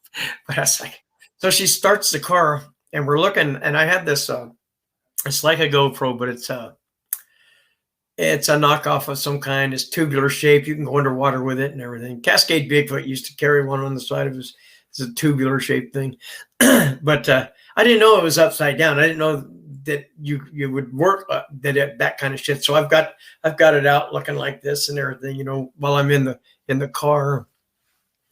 So we're just looking at each other, and she's like, because these chairs are brand new. I bought mine on the way up there. So she says, "You want to go home, or do you want to get these chairs?" And I kept looking back there, and I said, "Well, roll down your window." She's like, "I'm not rolling my window down." So I said, "Well," she says, "we could throw them in the back." And I was like, "All right, let's do it as fast as we can." So as she's backing up, I'm looking, and it's right there, 10 feet away, the patch of woods, and I see this particular tree that's got a little bit of white bark, as it's a little white and dark, coming down. And it just goes dark, and then like 8 feet high, dark, and then moving like an ice skater, but it was just like this blur, and like smoke on ice or something. It was just unbelievable. And to make that kind of noise, but it just was so smooth. And so we've just backed up, and all of a sudden I see the trunk open, and I was like, "I thought we're going to throw them in the back." She goes, "We are." Oh, I thought she meant the back seat, man. That'd been so much quicker. And so anyway, we get out. I still got that thing on. And she gets her chair in, and then mine, you can see I still got that thing, and I got it in my hand like this. And I didn't even know I was filming myself, but I'm reaching out for my chair, and I'm using my finger. I'm literally got a hold of the car, and I'm reaching my finger as far as it'll go, and I'm doing this tick, tick on my chair, and I finally get it to move an inch, and I'm able to hook it with my finger. My water falls off it and everything. And so then we pull it, and I can't get it to unfold. And I was like, what do I do with this? And she's like, pull up on it. So it's one of those new Coleman chairs that couldn't just fold out like a chair. No, it had to go some other oddball. Well, we got it done though, and put the chairs in the back, and so she's got this quarter bottle of water, and the fire's nice and high, and she's like dumping the water, and I said, "What are you doing?" She goes, "We can't leave the fire." I go, "Well, you're not going to put it out with that." It's like, let's just go. So we get in the car, we drive. Poor baby, we get in the car, and her that whole time, man, her purse was tangling around her damn feet, her legs, and everything. And we pulled to the end of that road. I just kept looking in my rearview mirror and stuff, and I was just like, so we get to the end, and we just start both of us coughing and laughing. We're kind of having one of those fits. I don't know what you call them when you get like too excited and too upset, anxiety attack type of thing. Yeah, because we were laughing, and we weren't laughing like it was funny. We were like just this ridiculous, uncontrollable laugh, and coughing, just ridiculous coughing, and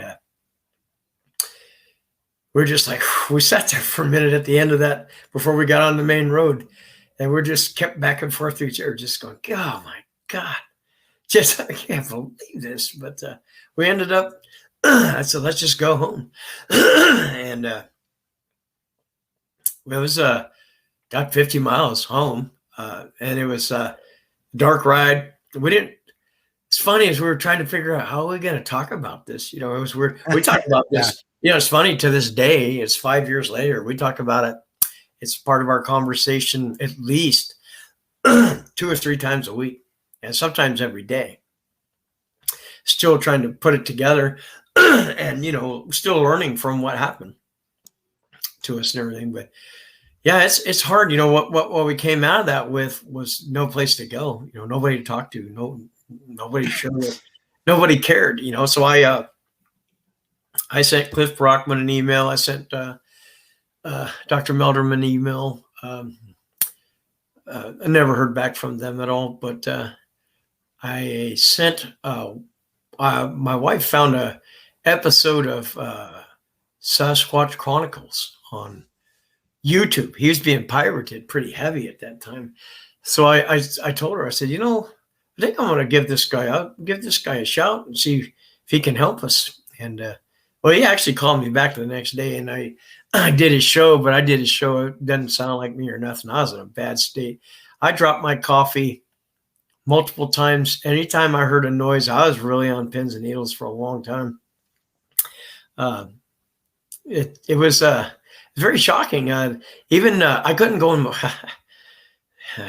I didn't go in our backyard to the very back of our yard because there was a big tree there with blackberry bushes until we got our German Shepherd. It bugged me, and I was so afraid. I was at work. I work in Salmon Creek. There's down out by where we take our lunch, and back where we used to smoke at. There's a big tree there too. And if I was the only one that came out, I'd just stand at the door until someone else came out, and then I'd go out. That affected me like that pretty bad, actually.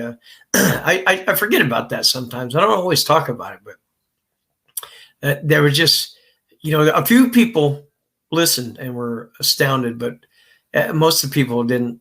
They're just like, well, what were you smoking? And what kind of pills were you taking? Blah, blah. Just same old shit you always kind of hear, you know. And I went through crying fits and sleepless nights, and I still have to take medication. I tried a couple times last week, and I can't sleep past about 1 o'clock in the morning. So most of the time I'm up before midnight, and then that's it. I can't sleep the rest of the night. That's affecting my sleeping probably for the rest of my life because it's been 5 years now. So if I don't take those pills, I can't go to sleep. Let me ask you to speculate a little bit. And I don't know if you spent much time thinking about it or not, but what do you think their intentions were with you and your family that night? Do you think they were going to grab you, or they? At the moment, I did. At that moment. Yeah. I think that they were some young juveniles trying to, do what our juveniles do. Screw around. Let's mess with these people. Let's, yanking your chain. because that's how I feel about it now. Mhm. Back then I didn't, and having that aggressive male, that big dark one out there, he was really aggressive too. And Mitchell Townsend had told me about that male. He had, when he was doing archaeology up there, he had dealt with that particular pod for, gosh, in 2016. That he'd already been dealing with them for 9 years. And the one thing I realized about Mitchell Townsend is I don't follow him now. He went completely woo. But at that time, he demonstrated to me what that pod sounds like. And I didn't tell him what they sound like. Mhm. So that tells me he had been dealing with them. So he did know them. And that male, that dark male, had always been aggressive. Always. And that's why he packed up there. Now let me ask. He was aggressive by howling, shaking trees, throwing rocks, Stomping. stomping, and that is very, very common with some of the higher primates when they display. You know, and if there's anything I've learned in the years that I've been doing this, and in the primate research I've done, is that, and I always say this, there are exceptions to the rule, but for the most part, primates of one species rarely attack primates of the other. And what they'll do is they'll aggressively display, they'll show their displeasure, but if you remain consistent and constant, they tend to move off. There's been people who have been allegedly bluff charged by a Sasquatch. That was us. Yeah. But they'll never make contact. It's kind of like the gorillas. They'll bluff charge you and they'll run past you if you don't move. Their whole That's true with most of the time with primates, though, Steve. But there are those chimpanzees that hunt and kill and eat monkeys. Like I said, there are some exceptions. Yeah. But here's my take on that is, if Sasquatch looked at us as a food source, as the chimpanzees look at those monkeys, right? Yeah, there would be a lot more attacks, and there would be generally a lot more coverage on those such attacks. Yeah. Now we talk about the possible missing 411 stuff, and those are only alleged disappearances. Nobody's ever found necessarily a body that's been devoured by a Sasquatch or partly devoured by a Sasquatch. We tend to keep tabs on our people, so if somebody goes missing, generally there's people in the woods looking. So I would take that as a bit of comfort. That he was probably just trying to display you to get you to move along, and you moved along. So guess what? He did his job. Well, Paul Graves told me that he thinks that I earned their respect that night because I couldn't leave, and that they don't know that I couldn't leave. I'm sure that most of the time when they do that kind of stuff, somebody will just run off or walk away or whatever. I didn't. I always look at words like respect. Oh, you earn their respect. I look at that as being what they call anthropocentral, and that's we're giving something else a human characteristic, and we need to avoid. I always try to avoid that type of thing. Is that we can't say for sure that you gain their respect. That's true. But what you did do is you stood your ground, not out of choice, but you stood your ground, and they in turn did not attack or do anything. They understood that. But in a lot of times, I think we're their entertainment, so they enjoy getting around. We're their TV. They, especially when you're building a fire up big and bright. Now you're getting their attention. When you keep that lantern on in the tent, which you should, you're getting their attention. Now they have something to watch. But here's the thing: what I've learned is if that light was off and it was really quiet, that's when you start getting the interactions like John Moisinski, the biologist out in the Pacific Northwest, who was asleep in his tent and something pushed on his tent. Yeah, I know that story well. He's one of my favorite people in the world. Yeah. So that's where you get, but by keeping a light on, you tend to keep most of that activity away. You may get a rock chucked at you, and I think a lot of times rock chucking can be a sign, especially if it's quiet and nothing is going on. The rock chucking is more of a probe, I think, to see if there's some reaction. It happens a lot of times in camps where nothing is, it's all quiet, and there goes a rock. Now all of a sudden you start scurrying around. Okay, there's people there. I can't, whereas there's been camps. I know of a report I took on the Navajo res of a camp that had been tossed. They weren't there, but they came back to find their camp tossed with tracks all around it in the snow. And they were actually Navajo sheep herders. They actually sent the ranger up to get their stuff, and the ranger saw the tracks and the condition of the camp. Jeez. So, very, very interesting story there. But I see a lot of interaction, and it's kind of funny. Somebody made a comment that when I had the rock throwing incident, back in September, my first inclination was to laugh about it. And I think he was trying to be a little bit intimidating at that time, but it was like, what am I going to do? I got to go past it anyway to get out of there. So I was like, I'm not going to be intimidated. And that's one thing I try not to be. I know what you were like, Steve. You were like, oh, a rock. There might be something out here, That's right. That's right. That's my train. Yeah. Or my train wreck of thought. But yeah, I mean, not being out there to look for a Sasquatch, I can understand the feelings, the behaviors. And a couple of things that you said that really struck a chord with me was the nervous laugh. I have taken encounter reports too. One was from a guy who just came back from Iraq, and he'd been back maybe a month, and him and his buddy had this sighting off the trail, and their reaction was to run down the hill and laugh about it, but it really affected them. Yeah. And that's just a body reaction. That's just how your nervous system handles that extreme fear.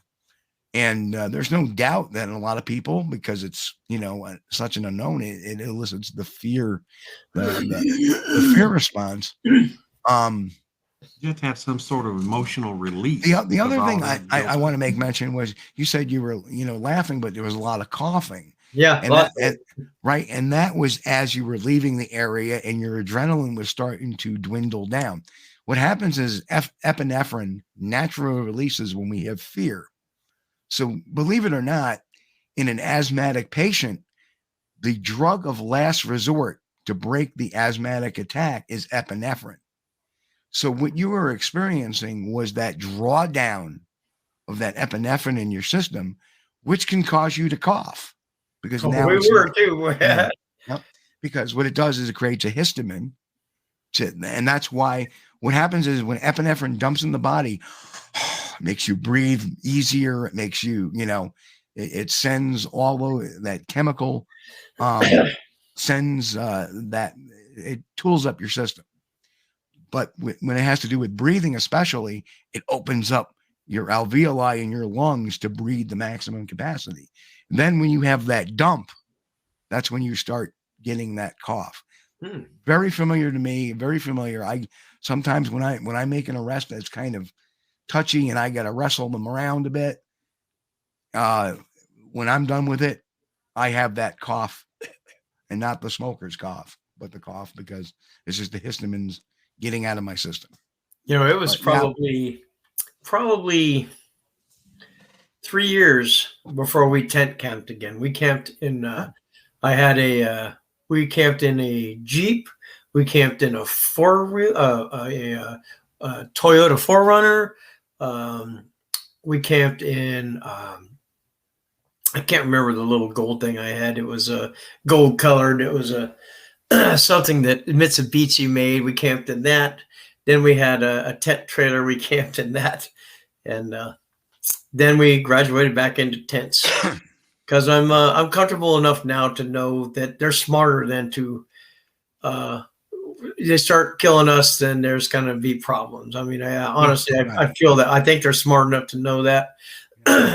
So but I give it's a whole different thing for me now when I'm in the woods. I'm very my eyes are wide open and my ears are trying to do the best they can for good hearing.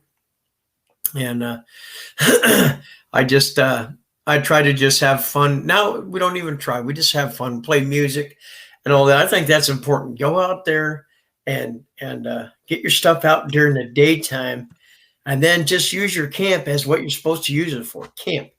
Let your gadgets do the work off in the forest and stuff, and they'll come to you. That's what happened to us. They came to us. So agreed, 10,000%. Agreed, 10,000%. And go to the same place over and over and over and over.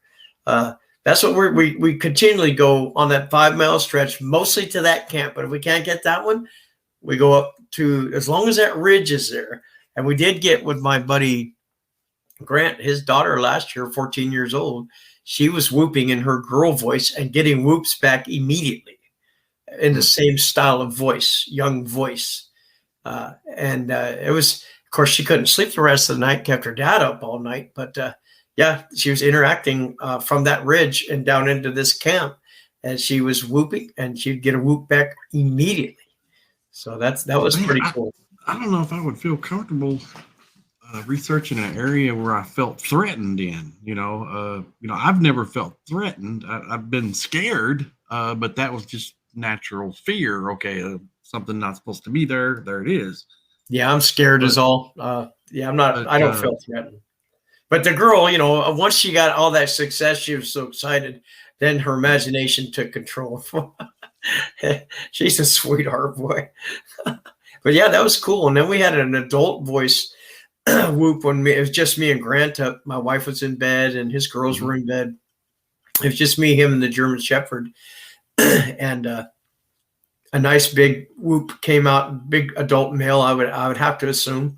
I wasn't there to, I didn't see what did it, but it sounded like an adult male. And our dog's cackles went up, and she let out a couple barks. So, but poor Grant, his hearing is bad, so he didn't hear it. I did. I was like, holy cow, that was a pretty good day as far as that goes. It's not as active as it was in 2016. You got so many more people have discovered that area up above Cougar, and it's well, that's what I call the COVID effect. Is that so many people since COVID, the beginning of 2020, have taken to the forest because it's something to do. It's something you can isolate yourself with. And that's what people have done. I mentioned to Chris many a times that my primary research area, I went there in May of 2020 just for a day trip in the middle of the week, and the place was jam-packed. Yep. So I was like, what are you going to do? We set up a dummy tent. We always set up a dummy tent. I tell Steve, Curious Cryptid, that Operation Red Tent is a go. That's for him and his wife to go ahead and head into that spot. I done put the little red tent up. That's only a 15-minute drive for me and my wife to go up into this area. So you want to have some fun, hang a pork chop from that tent. Yeah. But yeah, that's what we've had to do. There's one place that our grandson wanted to go back to. We took him when he was 3. So this summer he was like, can we go back to that place where me and Papa played with the rocks in the water and all that stuff, when he was 3. So we headed out on Tuesday to do the Operation Red Tent. And there was already somebody in there from Oregon with a motorhome, and actually put a fence up and everything. And this is a dispersed camping site. And they had been there for 2 weeks. You can only stay 2 weeks. But I was just like, geez. I mean, it's COVID. Now this year it wasn't like that, but last year, the elk hunting, there were people hunting in cars, cars, elk hunting. There was thousands of people in the forest, and it was tough to get our spot for camping and all that, but not so much this year. But we do that Operation Red Tent all the time. We'll take up a little bit of dinner since it's so close. Set up a table and the dog will run around and play that's our good exercise. And me and Mom will sit and enjoy the evening and set up the tent and have some, usually chicken. If not, it'll be some kind of sandwich or something. But then we pack it up, go home, and the truck, we go home and do our thing, go to work, and come back the next day and got our camp set up. Sometimes 2 days later, got our camp ready to go. All we got to do is set up. You know what I'd like to do earlier. Oh, sorry. Go ahead, man. You know what I'd like to do is if you set that camp up, put a trail camera in it. Put a trail camera in case something at night decides to. They won't go near it. Well, we do have a digital recorder. We've got one that's 5 years old. Is a $22 at Walmart thing. It's about, it's not. I want to upgrade. I want to get something like Tristan's got, but it does pick up nicely. So I was thinking this year at Operation Red Tent, we're going to put it right in the middle of the tent inside. Sure. Zip it up and because there was a cat up there, and I didn't know that mountain lions can meow. I got that on. It was meowing. I was like, that's not a cat though. That's not a house cat. And then my buddy tells me, "Oh, you didn't know mountain lions can make about 100 different noises, and one of them is meowing." I was like, and they can purr too. Yeah. Well, you mentioned earlier, Jay, about taking some fruit. Well, I think it was pears and berries. Do you leave those out in the outskirts of your camp, or you leave them like a bait? Or there's a trail where there was a nice. The night we got charged, there was a nice. There was a nice juvenile track. Mm-hmm. Very nice. And I have a feeling that's why we got bluff charged too. Was they don't mess around when their kids are around. It's weird. It's they take care of them, I guess. That's understandable. I take them to that trail to the other side of a log, and I dump them out there for whatever wants them. Right. And I don't take trash up there. Like rotten fruit and those types of things. I pick pears. We had the local park, Spelei, not Spelei, that's where Grant lives. The local park just a mile and a half from us, and it has some ancient 2 different kinds of pears and about 3 or 4 different kinds of apples. I'll just pick a whole bunch of those and I'll take them up there and drop them off. One lady one year, she's like, "Oh, did you say you wanted some apples?" And I was like, "Yeah, I want to take them up for the Sasquatch." And she goes, "Well, whatever." But she takes me to her place, and she's got this big box of Granny Smiths that fell off her tree full of yellow jackets. And I was like, I looked at her, and I was like, I can't take those up there to them. Jeez. But she's looking at me like, "Well, you're an idiot." And I was like, "Well, jeez." So here's an interesting thing that if you ever read Chimps of the Mugabe by Jane Goodall, or Mogambi, excuse me, she habituated the chimpanzees using apples. But some of the things she noticed about the chimps and the apples were they took the rotting ones a bit more than they would the fresh ones. You can get drunk on rotten apples. Exactly, because they were fermenting. And you can do the same with pears as well. Bears do that all the time. Bears will pick your trees completely, literally strip you of your fruit when it's getting to the point of, a lot of ladies like to leave the pears on until they're about to drop, and that makes better sauce and all that kind of stuff. Well, them bears will eat every single thing and shit them out and still eat. I've literally dumped gallons and gallons of apples out, and come the next day and all the apples are gone, and there's like applesauce all over the ground with peels and all that stuff. And my buddy Scott's the one that told me, he's like, "Well, they'll eat and just shit and keep eating and shitting and eating and shitting." I was like, "Yeah, but dude, don't those apples have to how the hell can you just digest them like that?" But there was applesauce with peels everywhere you looked. So that was 3 5-gallon buckets full, and they were gone in a night. And just some food for thought. Primates have 2 ecstasy flavors, the flavors that appeal to primates, and it's across the board with all primates, and that would include Sasquatch, is sweet and salty. So that's why we love our candy bars, and that's why we love our salty potato chips. Humans like sriracha. I don't know about that. You might get the sriracha bottle chucked back at you. If you what was that? Oh, that was a sriracha bottle we left out. So, but It very would make sense that they would like the fermented stuff, though, because Well, I make wine out of everything.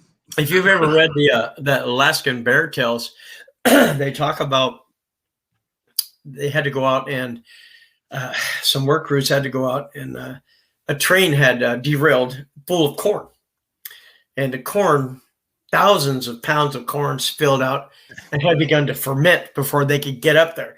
And the grizzly bears were falling all over the hills and stuff. And they were literally stone cold drunk off this corn. So that's in that book. I mean, Alaskan Bear Tales. Sriracha's good stuff, Rocket Man. It's like it's sriracha. It's the big cock. It's got a big rooster on it. It's an Oriental cocktail sauce, perhaps, or barbecue sauce. I use it for all kinds of stuff. A lot of people use it with seafood. If you're from Thailand, you use it with seafood, but we just use it with everything, man. It don't matter. Just put it on that barbecue, put it on hamburger, whatever you got. Good stuff. I barbecued chicken by just adding mustard with it and using it like that. All I did was add mustard and sriracha. And I made chicken. Is sriracha chicken barbecue sauce. That's good stuff right there. It's the big cock. Yeah. Look at that. And the funny thing is if anybody knows anything about sriracha, it's made by Hoi Fong Foods Incorporated. Now the gentleman that named it Hoi Fong Foods because the boat he immigrated to the United States in was called Hoi Fong. Nice. So, a little bit of trivia there. Cool. Yeah, didn't know that. Very nice. Oops, what is going on here? That was not. We're having a little bit of scam alert. Technical issues here. Another one I like too, sweet chili sauce. If you guys haven't tried that, you should try that because it's spicy and it's also really sweet. Sweet chili sauce. It's good stuff. Yeah, so in case people are wondering, I'm having a little issue with my photo viewer occasionally during shows. If you've noticed, that's happened the last few shows. I don't know why. The funny thing is that picture came up. It wasn't even loaded. It automatically switched to that when I clicked on it. I don't know why or what, but I'm going to have to lose some weight and do a new picture, Steve. I'm pretty porky in this one. It's your leather coat. It's your leather coat. Yeah. The coat adds 40 pounds. Yeah. Well, anyway. A lot of times when you see those stocking hats like you've got on, and when you watch there was an episode of Finding Bigfoot up at here in Washington State, the place where we've gone a billion times, even in the winter time. And they, according to the show, it was all, this is a treacherous place to be, even in summer, blah, blah. People take their kids up there and stuff. People ride bikes up there. You know, I mean, it's just like this. So anyway, you got one little peak, and then on the other side, you have another little peak. It's covered in snow. Silver Star Mountain. Okay. It's Silver Star Mountain. So, well, we already know that Matt Moneymaker's a joke with the best Sasquatch evidence tracks of 2020. Leon completely debunked that. Okanagan completely debunked that. He did.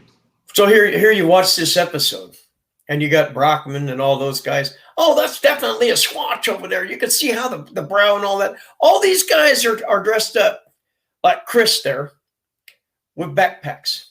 Okay. That's a man over there with us that's hiking.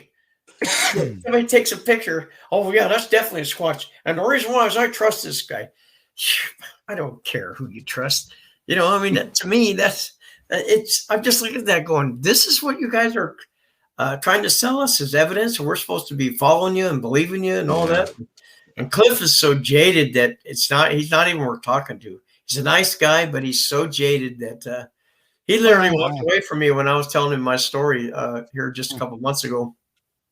I actually get along very well with Cliff. Oh, well, yeah, I like Cliff. It's not that you can't get along with him. It's just he's jaded. I'm trying to tell him what happened to us, and he just walked away. And he said, I got to take this call. It's from Bobo. But before that, he said, well, did you get any pictures? And I said, no. And he goes, well, he did this number to me. I thought to myself, 9 years on a fucking show and you didn't get any pictures?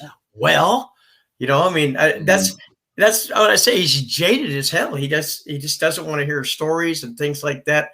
And I was, you know, trying to see if well, you got to imagine though, he's probably gets tens, hundreds of stories probably a week. Yeah. So, well, anyway, Jay, we are at that time where it's almost time to sign off the show.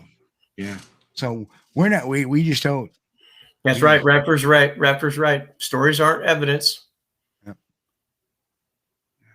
I do have pictures, but I'm not, they're not, if I don't have something of good quality, I don't have pictures of the Bigfoot, but like I have the pictures of the tree they brought down.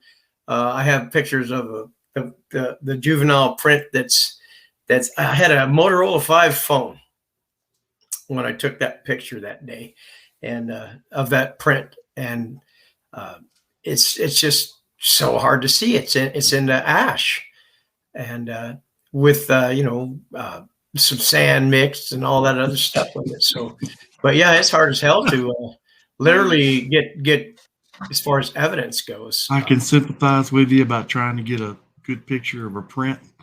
I took a picture of a juvenile print, which was the best one I could find. Same here. And sent it to Steve. In the print itself was, let's see, a rabbit droppings, a raccoon track, and I think a deer track and deer droppings. So it's hard to get a good print. They really don't want to step where you want them to.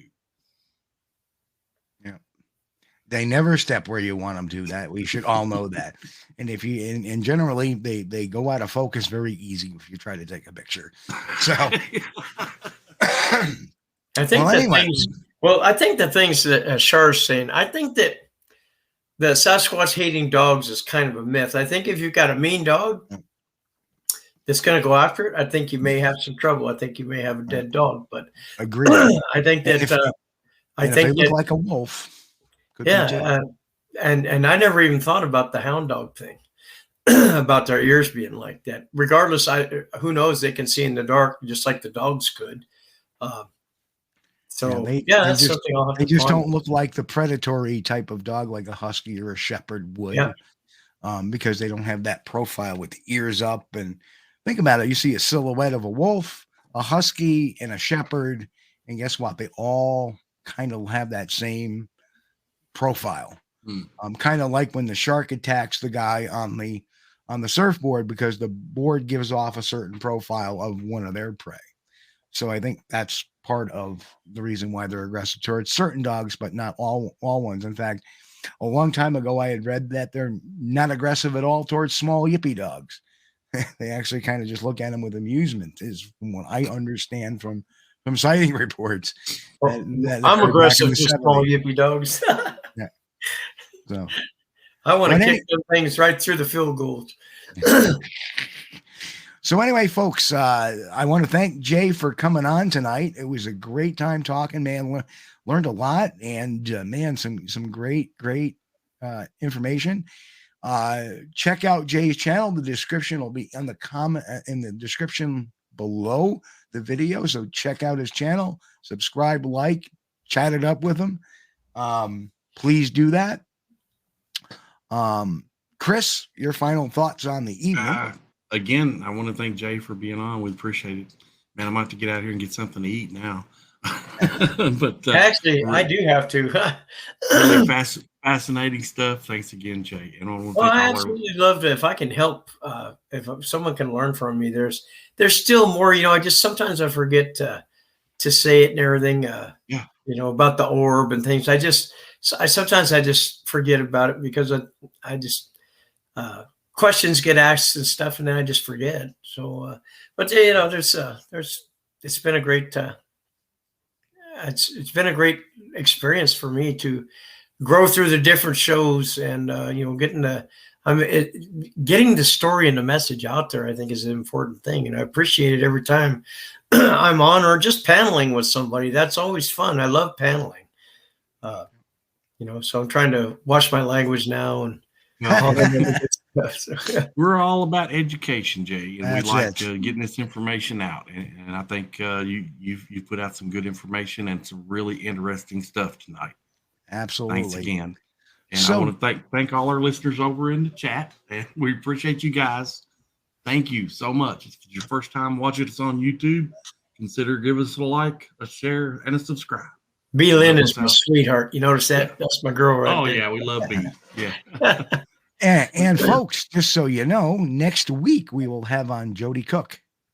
So Jody will be our guest next week. We haven't talked to Jody in a couple of years on the channel, so it'll be good catching up with him, talking about the Ohio grassman and other type of cryptids going on. So folks, on behalf of everybody here, Happy New Year's.